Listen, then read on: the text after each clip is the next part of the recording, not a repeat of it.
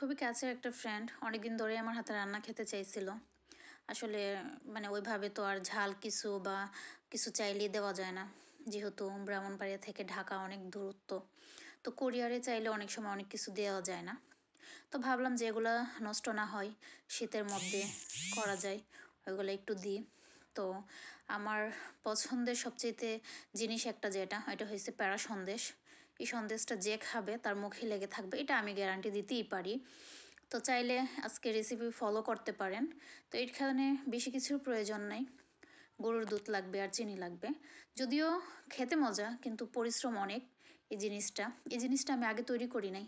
আমার বাসায় আম্মা বা আফমনি তারা এরা তৈরি করতো, আমি জাস্ট দেখতাম। কিন্তু আজকে নিজের হাতে করাতে বুঝতে পারছি যে এই জিনিসটা আসলে অনেক পরিশ্রমের। তো এখানে 3 কেজি দুধ ছিল। 3 কেজি দুধ ঘন করতে করতে প্রায় হাফ কিলোর মধ্যে নিয়ে আসছি। তো নিয়ে আসার পর এখানে চিনি মিক্স করতে হবে। তো এখানে 1 কেজি দুধে 1 পোয়া চিনি দিতে হয়। ঠিক আছে, আমি পরিমাণটা বলে দিই, তাহলে আপনাদের সুবিধা হবে যদি আপনারা করে খান।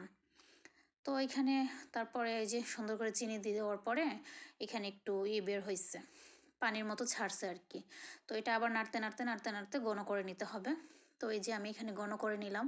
তো এটা এমন পরিমাণে ঘন করতে হবে যে মাসলদানি বলেন বা আপনারা কি বলেন, খুন্তি যেটাই বলেন না কেন, ওইটাতে মানে লেগে ধরতে হবে এরকম পরিমাণের।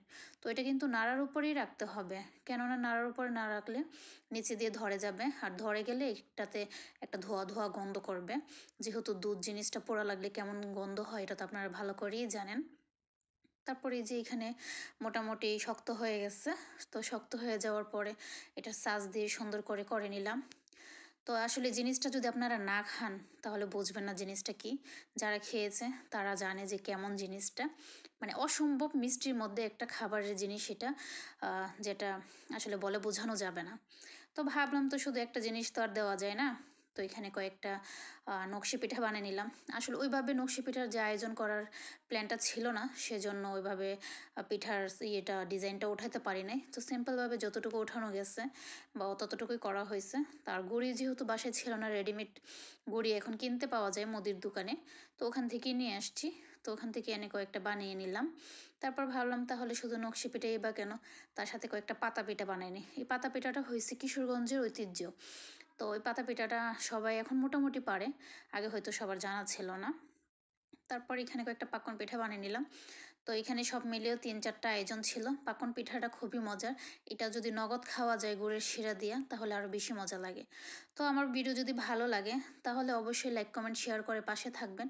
আর যারা শেয়ার করবে তাদেরকে ইনশাল্লাহ আমার হাতের রান্না আমি খাওয়ানোর চেষ্টা করব, সেটা যে কোনোভাবে।